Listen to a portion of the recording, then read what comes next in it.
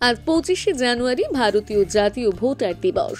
দেশের প্রধানমন্ত্রী নরেন্দ্র মোদী দেশের নতুন ভোটারদের সাথে ভার্চুয়াল সভায় যোগ দেন। সেই মোতাবেক উত্তর দিনাজপুর জেলার কালিয়াগঞ্জের হনুমান ভবনে কালিয়াগঞ্জ বিধানসভা যুব মোর্চার উদ্যোগে নতুন ভোটারদের সাথে ভারতের প্রধানমন্ত্রী নরেন্দ্র মোদীর ভার্চুয়াল বক্তব্য শোনার জন্য সভার আয়োজন করা হয়। আজ জাতীয় ভোটার দিবস, আর সেই উপলক্ষে নতুন ভোটারদের উদ্দেশ্যে ভার্চুয়াল বার্তা দেন ভারতের প্রধানমন্ত্রী নরেন্দ্র মোদী।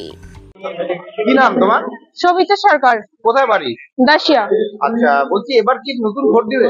হ্যাঁ, আমি এবার নতুন ভোট দিব। কেমন লাগছে? খুব ভালো লাগছে। আর এখানে প্রধানমন্ত্রী আমাদের প্রথম ভোটার হিসেবে কিছু বলতেছে, আমরা মন দিয়ে ঠিক শুনতেছি। তো ছোট থেকে আমরা বড় হচ্ছি, তো সবাই ভোট দিতে চাই। তো আমরা খুব তখন দুঃখ করছিলাম, তো আমরা দিতে পারছি না, কেমন ভোটটা দিলে কি হয়। তো এখন আমরা ভোট দিব, আমরা খুবই আনন্দিত।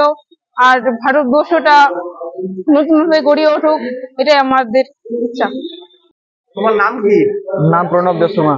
বলছি এবার কি নতুন ভোট দিবা? হ্যাঁ, নতুন ভোট দেবো এবার। কেমন লাগছে? খুবই ভালো লাগতেছে, নতুন ভোট দেবো। ছোট থেকে দেখার শখ ছিল নতুন ভোট দেওয়ার, দেখছিলাম বাবা মাকে যাইতে। তো কি বলবা যে আজকে যে প্রধানমন্ত্রী তোমাদের উদ্দেশ্যে অনেক কিছু বলছে, কথা কি বলবা? খুবই ভালো লাগতেছে, প্রধানমন্ত্রী বলতেছে, মানে ভালো লাগতেছে। ভোট কি চাও তোমরা? দেশ ভালো চলুক, ওটাই চাই আমরা।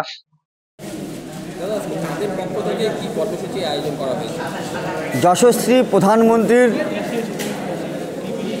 ভারতীয় জনতা যুব মোর্চাকে একটা দায়িত্ব দিয়েছিল 18 থেকে 25 বছরের যুব কার্যকর্তাদেরকে নিয়ে যশস্বী প্রধানমন্ত্রী ভার্চুয়ালি বার্তালাপ করবে। তারই উদ্যোগে ভারতীয় জনতা যুব মোর্চা কালিয়াগঞ্জ বিধানসভা আজকে তার প্রোগ্রাম হলো। পশ্চিমবঙ্গের মতন সন্ত্রাসবাদী রাজ্যে তাকে উপেক্ষা করে আজকে 18 থেকে 25 বছরের যুব কার্যকর্তা, যুব ভাইরা সেই ভয়কে উপেক্ষা করে আজকে এখানে জমায়েত হয়ে তারা খুব উৎসাহিত যে তারা আজকে সামনাসামনি প্রধানমন্ত্রীর ভার্চুয়ালি আজকের এই বার্তা আলাপে তারা অংশগ্রহণ করে। যথেষ্ট কার্যকারী হবে।